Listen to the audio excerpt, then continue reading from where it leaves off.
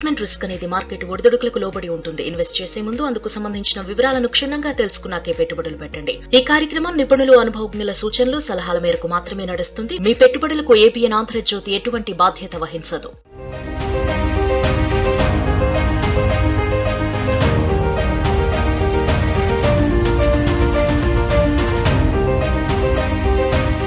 Welcome to money మంత్ర.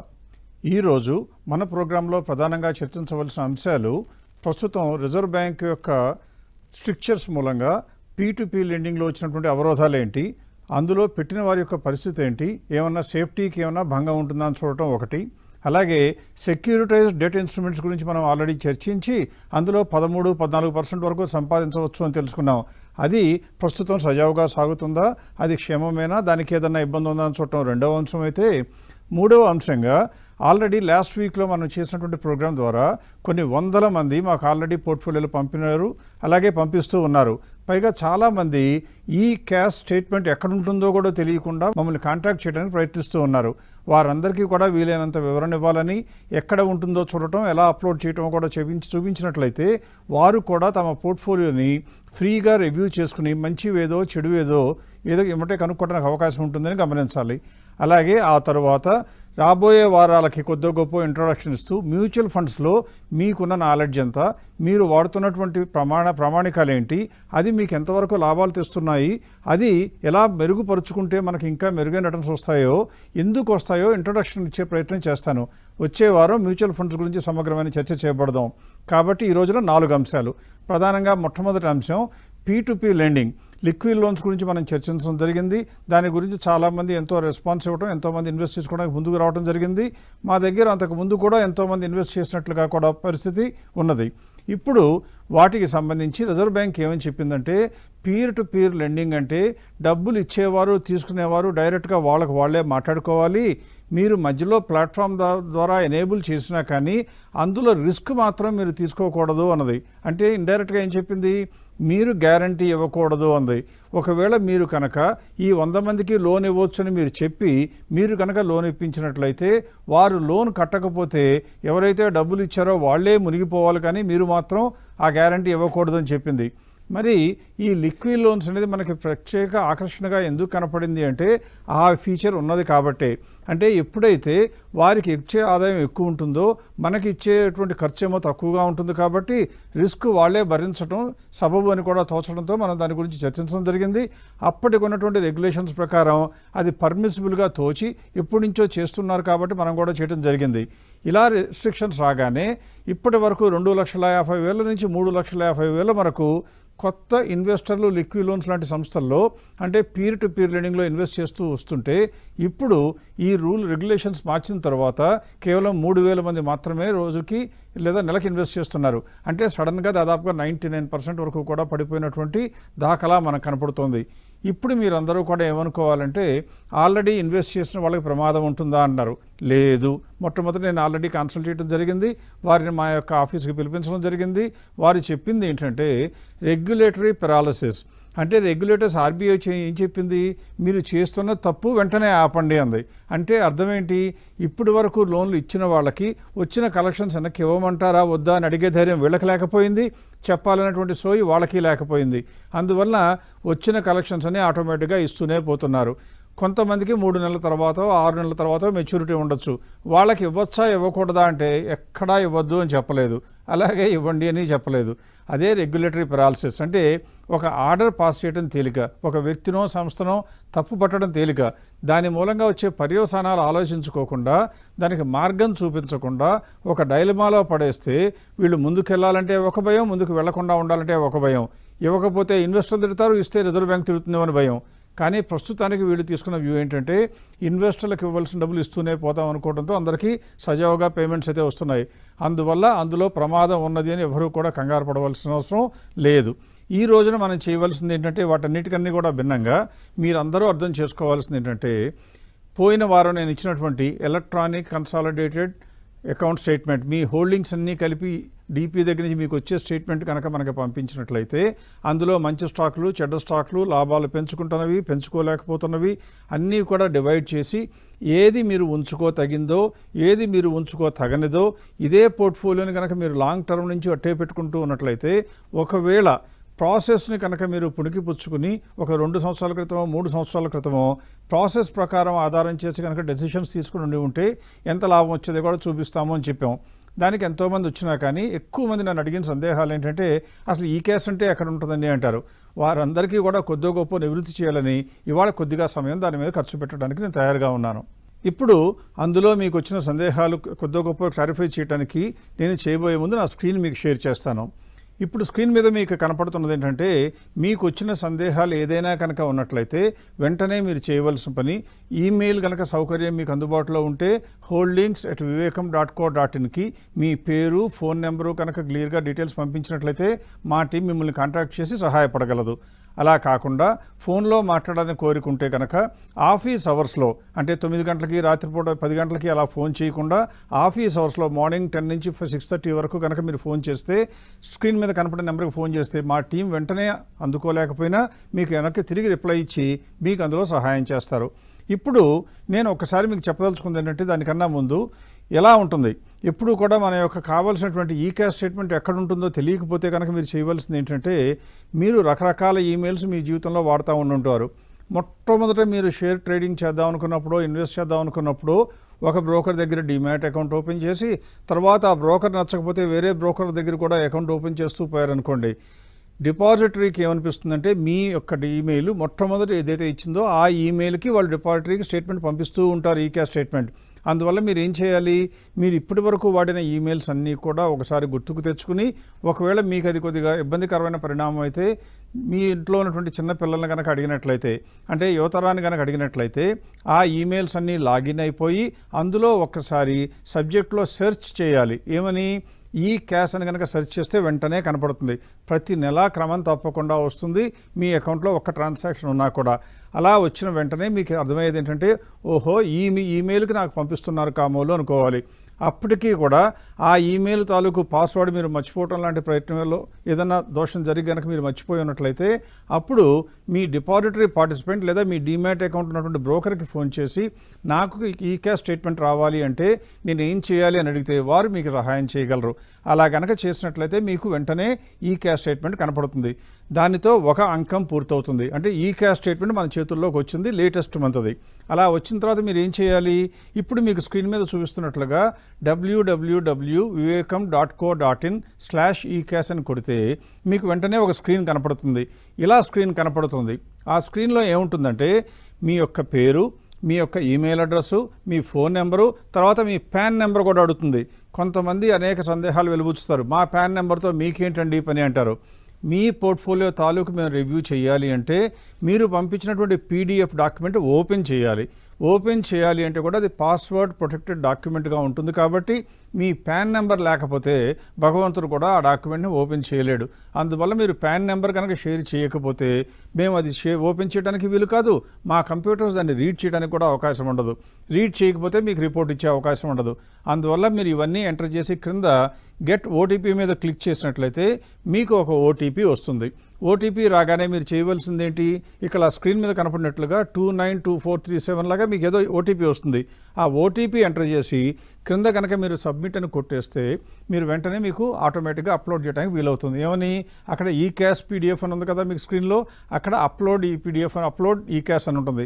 ఆ పక్కనున్న button కనుక మీరు క్లిక్ చేసినట్లయితే మీ ఫోల్డర్ ఎక్కడ పెట్టారో, మీ యొక్క ఫైల్ ఇందులో పెట్టారో కంప్యూటర్లో, అక్కడికి వెళ్ళిపోయి అది సెలెక్ట్ చేసుకుంటే ఆటోమేటిక్గా అప్లోడ్ అవుతుంది. దానితో మీరు చేయవలసిన పని మొత్తం కూడా పూర్తయినట్లే.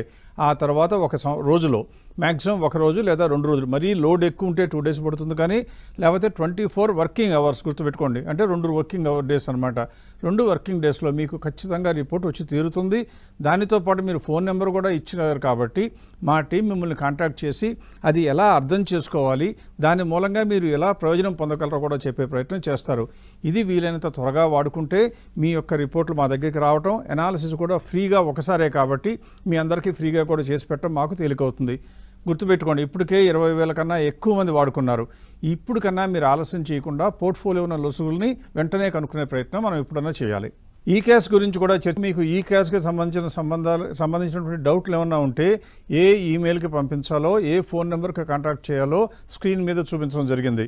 ఇప్పుడు మ్యూచువల్ ఫండ్స్లోకి వెళ్ళబోయే ముందు ఒకసారి మనం జనరల్గా డిస్కస్ చేసినట్లయితే మీలో చాలామందిని ప్రభుత్వం ప్రోత్సహిస్తూ వస్తుంది. ఏమని? మ్యూచువల్ ఫండ్స్లో ఇన్వెస్ట్ చేసుకోండి, లాభపడండి. ఒకవేళ మీరు ఇంప్రెస్ కారేమో అని మహేంద్ర సింగ్ ధోని చేత, సచిన్ టెండూల్కర్ చేత, విరాట్ కోహ్లీ చేత, పివి సింధు చేత, ఇలా పెద్ద పెద్ద సెలబ్రిటీస్, సినిమా యాక్టర్లతో సహా అందరి చేత కూడా అడ్వర్టైజ్మెంట్లు ఇప్పించి మ్యూచువల్ ఫండ్స్ కొనుక్కోండి అని చెప్తుంది. అంతవరకు బాగానే ఉంది. మ్యూచువల్ ఫండ్స్ చూద్దామంటేనేమో 2,000, 3,000 స్కీములు ఉంటాయి. అందులో ఏది కొనుక్కోవాలి అంటే ఎవరిని అడగాలో కూడా వాళ్ళు చెప్పరు. మ్యూచువల్ ఫండ్ సహీహై అని చెప్తారు, కానీ అది ఎవరిని అడిగితే సహీహై అనే మాట మనకు తెలియదు. అందువల్ల మనలో ఎక్కువ మంది చేస్తున్నది ఏంటంటే, మీకు దగ్గరలో ఉన్న స్నేహితులను అడగటం, వారు ఫైనాన్షియల్ ఎక్స్పర్ట్స్ కారు. లేకపోతే మీ బంధువులను అడగటం, వాళ్ళు ఫైనాన్షియల్ ఎక్స్పర్ట్స్ కారు. లేకపోతే మ్యూచువల్ ఫండ్ డిస్ట్రిబ్యూటర్ని అడగటం, వాళ్ళు ఇప్పుడు ప్రస్తుతం మోసం చేయడానికి అవకాశం లేదు, కానీ అంతకు ముందు అయితే వాళ్ళకి ఏ మ్యూచువల్ ఫండ్ ఎక్కువ కమిషన్ ఇస్తుందో, కిక్ బ్యాక్ ఇస్తుందో అవి మనకి అంతకట్టడం జరిగిపోతూ వస్తుండేది. అందువల్ల మ్యూచువల్ ఫండ్స్లో ఇన్వెస్ట్ చేసిన వాళ్ళు ఎప్పుడు కూడా మంచి మ్యూచువల్ ఫండ్ కనుక సెలెక్ట్ చేసుకుంటాము అనుకుంటే అలా దానికి మంచి మ్యూచువల్ ఫండ్ అనటానికి ఆస్కారం ఎప్పుడు వస్తుంది? ఏది మంచి మ్యూచువల్ ఫండ్ సెలెక్ట్ చేసుకునే అవకాశాలు లేవు. కానీ అన్నీ అందరూ చెప్పారు కాబట్టి మంచిదే అన్నారు కాబట్టి కొనుక్కుంటున్నాం. ఈ గడిచిన 4 సంవత్సరాల్లో మార్కెట్లు బ్రహ్మాండంగా ఉన్నాయి కాబట్టి మ్యూచువల్ ఫండ్ పోర్ట్ఫోలియో కూడా కొద్దో గొప్ప మెరుగుదల కనపడింది. అంటే బ్యాంకు రేట్లతో పోలిస్తే 6% బదులు 12, 18% వచ్చింది. కాబట్టి మనందరి మైండ్లో కూడా మ్యూచువల్ ఫండ్స్ని కొట్టేదే లేదు అని ఫీలింగ్ వచ్చింది. ఇక్కడ ఒక వాస్తవం చేదుగా ఉన్నా కానీ మీకు చెప్పక తప్పదు. ఆ చేదు గురించి చెప్పబోయే ముందు నేను ఏం చేస్తానంటే, డిస్కషన్ మీకు సరిగ్గా అర్థం కావడానికి వీలుగా మార్కెట్లో గడిచినటువంటి కొన్ని సంవత్సరాలుగా, అంటే 2010 నుంచి మార్కెట్ గమనం ఎలా ఉందో ఒక్కసారి మీకు స్పృశించి ఆ తర్వాత చర్చలోకి తీసుకువెళ్తాను. ఇప్పుడు మీరు నా స్క్రీన్ మీద ఉన్నటువంటి ఇమేజ్నే కనుక చూసినట్లయితే, ఇక్కడ మీకు స్క్రీన్లో చూపిస్తున్నది ఏంటంటే, నిఫ్టీకి మిడ్ క్యాప్కి ఉన్నటువంటి పెర్ఫార్మెన్స్ని కంపేర్ చేస్తూ వస్తున్నాను. అంటే ఒక సంవత్సరంలో నిఫ్టీ ఎంత వచ్చింది? 6% వచ్చింది. అదే సంవత్సరంలో మిడ్ క్యాప్ ఎంత వచ్చింది అంటే 26% వచ్చింది అనుకోండి. అంటే నిఫ్టీకి మిడ్ క్యాప్కి మధ్య తేడా 20% ఉన్నట్లు కదా. అదే గ్రీన్ కలరు. అంటే మిడ్ క్యాప్ నిఫ్టీ కన్నా ఎంత ఎక్కువ సంపాదించనేది గ్రీన్ కలర్లో మీకు లైన్లో కనపడుతుంది. అంటే 2010 మొదట్లో మిడ్ క్యాప్ విపరీతమైన స్పీడ్లో ఉన్నాయి. కానీ ఆ తర్వాత 2011కి వచ్చేసేటప్పటికి మిడ్ క్యాప్ జోరు తగ్గి తర్వాత నిఫ్టీ స్పీడ్ అందుకుంది. అందుకే మీరు గ్రాఫ్లో చూస్తే మీకు కనపడుతున్నట్టుగా రెడ్ కలర్లో పైన వేసిందంతానేమో మిడ్ క్యాప్లు బాగున్న సమయం, క్రింద బ్లూ కలర్లో బాగున్నదేమో నిఫ్టీ బాగున్న సమయం. ఈ గ్రాఫ్ చూడంగానే మీకు ఏమర్థం అవుతుందంటే, 2010 నుంచి 2024 ఆగస్టు వరకు చూస్తే కొన్ని రోజులు నిఫ్టీ మిడ్ క్యాప్ బాగుంటే పైన ఉంటుంది, కొన్ని రోజులు నిఫ్టీ బాగుంటే క్రింద ఉంటుంది, మళ్ళీ తర్వాత మిడ్ క్యాప్ బాగుంటే పైకి వస్తుంది, మళ్ళీ నిఫ్టీ మళ్ళీ మిడ్ క్యాప్ అలా తిరుగుతూ వస్తుంది. అంటే రెండు పోటీ పడతా కొంత సమయం ఇది కొంత సమయం ఇది పైన ఉంటున్నట్టుగా కనపడుతుంది. అందువల్ల మనం మ్యూచువల్ ఫండ్స్లో ఇన్వెస్ట్ చేస్తే దేనితో కంపేర్ చేయాలి అంటే మనం పెట్టినటువంటి స్కీమ్తో కంపేర్ చేయాలి. అయితే ప్రపంచవ్యాప్తంగా ఒక చేదు నిజం ఏంటంటే, ప్రపంచవ్యాప్తంగా ఒక భారతదేశంలోనే తప్పని చెప్పడం లేదు, ప్రపంచవ్యాప్తంగా కూడా మ్యూచువల్ ఫండ్స్లో చూస్తే 60% వరకు, ఇండియాలో చూస్తే 50% కన్నా ఎక్కువ, ప్రపంచవ్యాప్తంగా చూస్తే 60% కన్నా ఎక్కువ మ్యూచువల్ ఫండ్స్ ఇండెక్స్ ఇచ్చినటువంటి లాభాలు కూడా ఇన్వెస్టర్లకు ఇవ్వడం లేదు. అంటే మనం ఏం చేస్తున్నాం, మన డబ్బులు మ్యూచువల్ ఫండ్లో పెట్టి నష్టపోవడానికి అవకాశం ఎక్కువ ఉంది అని. ఇప్పుడు మీ పీరియడ్ చూసినట్లయితే ఇందులో మొట్టమొదటి 2010 నుంచి 17 దాకా మీకు నేను మార్క్ చేసి కనపడుతుంది గ్రాఫ్ మీద. ఇప్పుడు నేను ఏం చేస్తున్నానంటే, ఆ 2010 నుంచి 17 వరకు ఎన్నిసార్లు మ్యూచువల్ ఫండ్స్ కనుక చూసినట్లయితే మిడ్ క్యాప్ కన్నా బాగా ఉన్నాయి. ఎందుకని 2010 నుంచి 17లో మీరు ఒక్కసారి గ్రాఫ్ మళ్ళీ చూస్తే 2010లోనూ మిడ్ క్యాప్ బాగుంది, తర్వాత 14 నుంచి కూడా మళ్ళీ మిడ్ క్యాప్ బాగుంది. కాబట్టి ఆ రెండు పీరియడ్స్లో కనుక మీరు చూసినట్లయితే, అంటే మొత్తం 7 ఇయర్స్లో ఎన్ని మ్యూచువల్ ఫండ్స్ మిడ్ క్యాప్ని బీట్ చేశాయా అని అడిగితే నేను ఏమడిగానంటే 100 కోట్ల కన్నా ఏయుఎం ఎక్కువ ఉన్న మ్యూచువల్ ఫండ్స్ చూపించమంటే 224 స్కీములు ఉంటే అందులో కేటగిరీలోకి వచ్చినవి, అందులో 110 ఏమో ఇండెక్సే ఎక్కువ ఉంది, ఒక 114 మాత్రం ఇండెక్స్ కన్నా మ్యూచువల్ ఫండ్స్ ఎక్కువ ఉన్నాయి. అంటే 50% మిడ్ క్యాప్ని బీట్ చేయడం వీలు కాలేదు. ఇప్పుడు నెక్స్ట్ పీరియడ్కి వెళ్దాం. 2010 నుంచి 17 దాకా ఎందుకు 3 సంవత్సరాలు తీస్తున్నాను. 2014 నుంచి 17 దాకా చూస్తే మీరు గ్రాఫ్లో చూస్తున్నట్లుగా మిడ్ క్యాపే బ్రహ్మాండంగా ఉంది.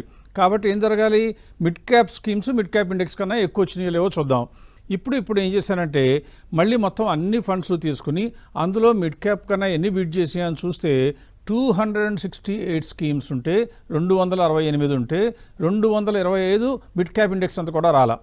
అంటే మిడ్ క్యాప్ కనుక బాగుంటే ఎక్కువ మ్యూచువల్ ఫండ్స్ మూలన పడుతున్నాయి, అంటే దాదాపుగా కృంగి కృషిస్తున్నాయని అర్థం చేసుకోవాలి. కేవలం 43 మాత్రమే ఇండెక్స్ కన్నా ఎక్కువ బీట్ చేయగలిగినవి. ఇప్పుడు ఇంకా కొద్దిగా ముందుకు వెళదాం. 2017 నుంచి 20 వరకు ఆ టైంలో చూస్తే నిఫ్టీ బాగుంది కదా. అంటే అర్థం ఏం కావాలి, మీరందరూ అనుకోవచ్చు లేదండి మ్యూచువల్ ఫండ్స్ జాగ్రత్తగా ఉంటారు కాబట్టి పెద్దాట్లో పెడతారు, అందువల్ల మిడ్ క్యాప్ పెరిగినప్పుడు పెరగపోయి ఉండొచ్చు అంటారు. ఓకే, ఇప్పుడు చూద్దాం. 17 నుంచి 20 వరకు నిఫ్టీ బ్రహ్మాండంగా ఉంది కాబట్టి ఎన్ని మంచి ఫండ్స్, పెద్ద పెద్ద స్కీములు, లార్జ్ క్యాప్లు అన్నీ కూడా ఎన్ని నిఫ్టీ కన్నా ఎక్కువ బీట్ చేసినా చూసే ప్రయత్నం చేద్దాం. ఇక్కడ మీరు చూసినట్లయితే మొత్తం ఉన్నటువంటి ఫండ్స్ చూస్తే 168 ఉంటే అందులో 145 నిఫ్టీని కూడా అందుకోలేకపోయాయి. అంటే నిఫ్టీ ఇచ్చినంత రిటర్న్ కూడా ఇవ్వలేదు. నిఫ్టీ రిటర్న్ మనకు ఎవరికి చాలదు, మనకంతా 30% రావాలని కోరుకుంటాం ఎంత ఆశపరులమైనా కానీ అంత కూడా రావటం లేదు. కేవలం 23 మాత్రమే బీట్ చేయగలిగినవి నిఫ్టీని. ఆ తర్వాత ఒకవేళ లార్జ్ క్యాప్ ఫండ్స్ అని కేవలంగా స్పెషల్గా ఉంటాయి ప్రసాద్ గారు, మీరు మొత్తం చూడకూడదు అంటారేమో. అందుకని లార్జ్ క్యాప్ ఫండ్స్ తీసుకుంటే 1000 కోట్ల కన్నా కార్పస్ ఎన్ని ఉన్నాయి అని అడిగితే 13 స్కీములు ఉంటే ఆ 13లో 12 నిఫ్టీ మాత్రం కూడా లాభం ఇవ్వలేదు. మరి ఇంకా ఏ రకంగా మ్యూచువల్ ఫండ్స్ బెస్టో నాకు అర్థం కావటం లేదు. ఇంకా కొంతమంది అంటారు ప్రసాద్ గారు లార్జ్ క్యాప్ కాదండి, కొంత వెసులుబాటు ఉంటే బాగుంటుంది, large cap mid cap fund మేనేజర్కి ఫ్రీడమ్ ఉండాలి అంటారు. అలా ఉంటే ఫ్లెక్సీ క్యాప్ ఫండ్ అంటాం. అలా ఫ్లెక్సీ క్యాప్ ఫండ్స్ చూస్తే కూడా 12 ఫండ్స్ ఉంటే అందులో 8 ఫండ్స్ ఇండెక్స్తో కూడా ఈక్వల్గా రిటర్న్స్ ఇవ్వలేకపోయాయి, అంటే అవి ఫెయిల్ అయిపోయినట్లే. ఆఖరిగా ఏమోనండి ఒకవేళ మిడ్ క్యాపే బాగుంటాయేమో అనుకుంటామేమో, మిడ్ క్యాప్ చూశాను మళ్ళీ 1000 కోట్ల కన్నా కార్పస్ ఎక్కువ ఉన్నాయి, 13 ఉంటే అందులో కూడా కేవలం 12 మ్యూచువల్ ఫండ్స్ ఇండెక్స్ అంతా కూడా రాలా. అంటే ఒకే ఒక ఫండ్ మాత్రం నిఫ్టీని బీట్ చేయగలిగింది. అంటే ఇప్పటి వరకు చూస్తే మిడ్ క్యాప్లు ఇండెక్స్లని లేదా బెంచ్ మార్క్ని బీట్ చేస్తున్న దాఖలాలు లేవు. ఇప్పుడు తర్వాత ఏం చేస్తున్నాను, 2020-24 లేటెస్ట్గా 4 ఏళ్లలో golden period of Indian market, అందులో చూస్తే ఇక్కడ మిడ్ క్యాపే బ్రహ్మాండంగా ఉంది. ఇప్పుడు చూద్దాం. ఇప్పుడు కూడా నేనేం చేశానంటే ఈ సమయంలో ఎన్నిసార్లు మిడ్ క్యాప్ కన్నా బీట్ చేసి ఉన్నాయా చూస్తే 19 ఫండ్స్ ఉన్నాయి ఫ్లెక్సీ క్యాప్ ఫండ్స్. అందులో 19 ఫండ్స్లో ఒక్క ఫండ్ మాత్రమే మిడ్ క్యాప్ని బీట్ చేసింది. మిడ్ క్యాప్ని ఇంతకుముందేమో నిఫ్టీ, ఎందుకని నిఫ్టీ బాగుంది కాబట్టి నిఫ్టీలో కంపేర్ చేశాను, మిడ్ క్యాప్ బాగుంది కాబట్టి మిడ్ క్యాప్లో కంపేర్ చేశాను. అలాగే ఆ తర్వాత మిడ్ క్యాప్ ఫండ్స్లోనే చూద్దాం. మిడ్ క్యాప్ బాగుంది కదా మిడ్ క్యాపే చూద్దామని చూస్తే 18 ఫండ్స్ ఉంటే 11 ఫండ్స్ ఏమో ఇండెక్స్ కన్నా తక్కువ, 7 ఫండ్స్ మాత్రమే ఇండెక్స్ బీట్ చేయగలిగాయి. అంటే దీన్ని బట్టి మీకు ఏమర్థం కావాలి, మ్యూచువల్ ఫండ్స్ అనేది పెద్ద మాయా ప్రపంచం కాదు, అందులో మహానుభావులు ఏమీ లేరు, అందులో ఉన్నది కూడా మీరు నేను లాంటి సగటు వ్యక్తే ఉంటారు, వారు కూడా వారికి తెలిసిన సూత్రాల ప్రకారం ఇన్వెస్ట్ చేస్తారు. మన అదృష్టం బాగుంటే డబ్బులు వచ్చేట్లయితే అది ఏ రకంగా మంచిదవుతుంది? పైగా మీకు లాభం వచ్చినా నష్టం వచ్చినా మీకు తెలియకుండా మాత్రం ఫీజులు తీసుకుంటుంటే మాత్రం ఊరుకుంటాం. అలా ఉండకూడదు. మనకి కొద్దిగా గొప్ప సాక్ష్యాలతో సహా మనం ఏ సమయంలో చూసినా ఎక్కువ సమయాల్లో కనీసం 10 సంవత్సరాలు 10 పీరియడ్స్ తీస్తే 10 సార్లు మనం 9 సార్లు సంపాదించినట్టుగా తెలిస్తే అప్పుడు ఆ ప్రాసెస్ని నమ్మచ్చు. ఇప్పుడు నేనేం చేస్తానంటే ఒక 2 వారాల క్రితం మనం వచ్చినటువంటి మనీ మంత్ర ప్రోగ్రాంలో మీకు ఎక్కువ మందికి ఒక కొనుక్కుని ఉంచుకుంటాం అనే ఫీలింగ్ ఉన్నట్లయితే పోర్ట్ఫోలియోలు బిల్డ్ చేయడానికి ఎటువంటి మార్గం ఉంటుందో చెప్పడం జరిగింది. ఇప్పుడు దానితో పాటు ఏం చేశానంటే ఆ వారంలో అంటే 2 వారాల క్రితం మీకు చూపించినప్పుడు నిఫ్టీ ఎంత పోర్ట్ఫోలియో ఎంతో చూపించాను. ఇప్పుడు నిఫ్టీ ఎంత పోర్ట్ఫోలియో ఎంత, అదే సమయంలో ఇలా చెత్త ప్రాసెస్ లాగా కొనుక్కుని మ్యూచువల్ ఫండ్స్ ఉంచుకోవడం కాకుండా ఒక రకమైన డిఫరెంట్ అప్రోచ్లో, ఆ అప్రోచ్ ఏంటో వచ్చే వారం మనం మాట్లాడబోతున్నాం. అప్పటి వరకు కొద్దిగా ఓపిక పట్టాలి. ఈ లోపల అలా ప్రాసెస్ ఫాలో అయ్యి ఉంటే ఎంత రిటర్న్స్ వచ్చేదో చూపించవలసిన బాధ్యత నా మీద ఉంది.